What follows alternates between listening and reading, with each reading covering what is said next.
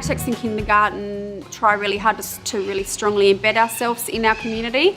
We had a massive parent community meeting, and they weren't just parents of the children that are here already, they're parents of the children that are coming later on. They were playgroup parents, local childcare parents, our feeder school, McLaren Vale and McLaren Flats parents as well, so everyone had an opportunity to have input.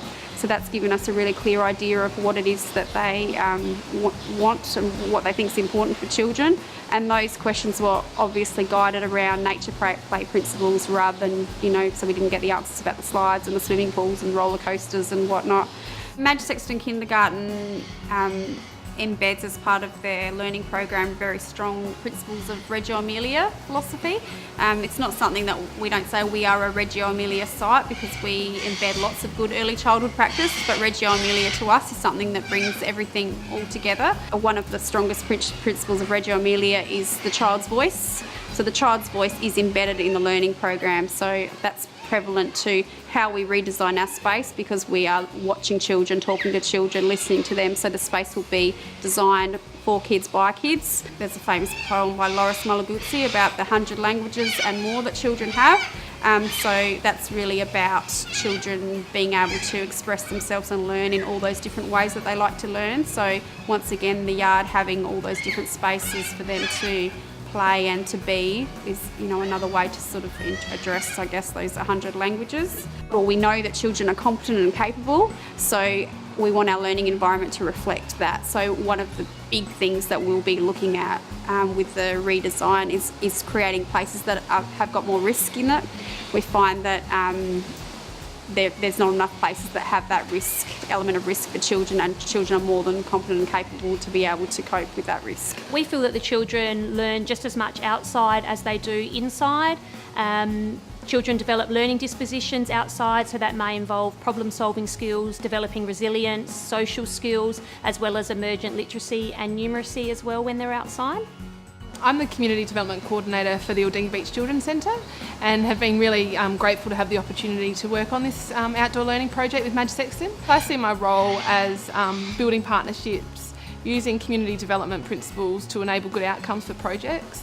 As a part of the consultation plan, we came up with a number of different agencies, different groups, different cohorts of people that we thought should be around the table.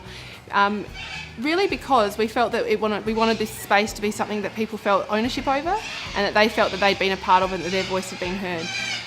Within the southern area, McLaren Vale has a really strong identity, and I guess that identity's been formed by a love for the area and a sense of belonging to the area.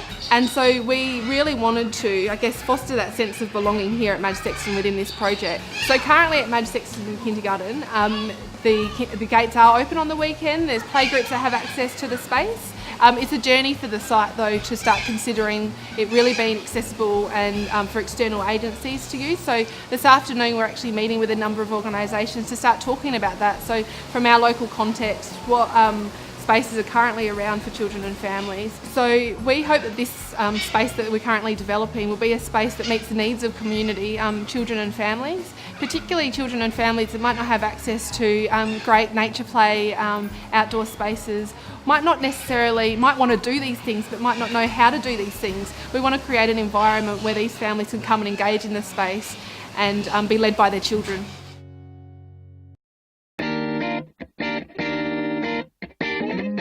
We have these amazing huge granite boulders that have sort of bowls dug out into them. So the idea is that that's used as a natural mortar and pestle, and the sensory fence that goes alongside it, they have access to plants and loose materials that they can grab out. Another element of our new space is we have a fruit orchard. We're excited about the possibilities of using that with our vegetable garden that we've already got. We've had lots of parents that were involved in the project last year have actually come back and used the space on the weekends because they were excited because they were a part of it, but also because they felt that their child was lacking those opportunities to explore with challenge and risk.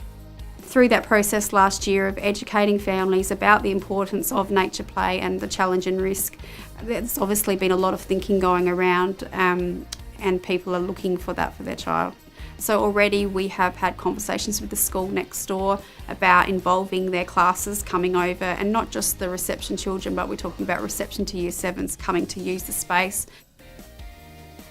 When the outdoor area was finished, the children were really, really excited because they'd been watching through the fence all the developments that had taken place. Since the upgrade, the children have used the area definitely in a different way. We have lots of loose parts available to the children, and rather than saying these particular things need to be used in the sandpit or these particular things need to be used in the stage area, the children can use those things and take them throughout the yard wherever they like. We've found that the natural environment is the provocation for the children rather than us setting the environment up in a certain way. We've noticed children taking on lots of risk-taking, climbing on the large boulders, whereas at first some of them were unsure and would watch for a while, and after they'd watch other children, they'd slowly have a go. Especially the rope climbing area, that's been a real challenge for some children. After fruit time, the children have the choice of being indoors or outdoors. Usually all of the children go outside, there's no one left inside, and they seem to persist at tasks. They'll choose something and they seem to stay there for quite some time, really engaged. Since the new yard, we have seen lots of different types of play that maybe we didn't see that much before the redevelopment. We've seen lots of children making cubbies using large sticks, branches. We've got some sheets and material outside that they can use as well. Children have extended their play. They used to use bowls and do lots of potion making. Now they use the large boulders and they can collect things and really grind things down. They've been dyeing the rocks in the sensory garden purple with some berries that they found in the vegetable patch. When you go outside, even at the end of the day, you'll often see evidence of their play. So you'll see a little collection of rocks or a little collection of pine cones in little spaces throughout the yard. Just that's their footprint for the day. You can see where they've been and what they've been learning.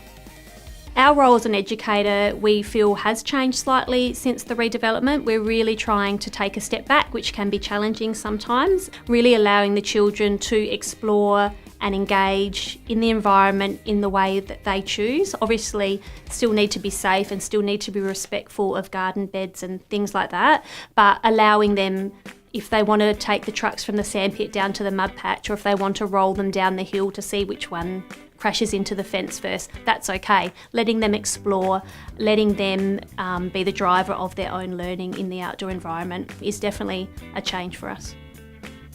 So Ashton, what do you like doing best outside at kindy? The ropes. Climbing up the ropes? Yeah. Make mud pies. You like making mud pies? I like climbing on the ropes. The ropes. What do you like doing on there? Standing up on the cardboard thingy, climbing over it and jumping down on my bottom. I like climbing on these rocks. Yeah? What's tricky? I'm trying to climb up the tree over there with the big thing when we can try to get it. Awesome. A tree trunk is for me to be tricky. As a parent, from a personal point of view in the consultation, I certainly felt that we were given every opportunity to contribute. Seeing all the children just race out there straight away this morning to go and play, and it's quite a cold winter's day, that's a fair endorsement of achievement as well, that, it's somewhere that they want to be. One of the goals of the outdoor learning projects was to really connect families and children with nature through play, and I can really see that happening at these sites already. What we're learning is that these sites can become really a focus for other educators in other educational settings. So people from government and non-government schools from this local area have already come and visited this site and are learning about the sorts of things that they can perhaps take back into their context and to work with their children. Families are also being encouraged to use the space outside the times that the kindergarten might be open. So playgroups, childcare centres are being offered opportunities to come and use the space.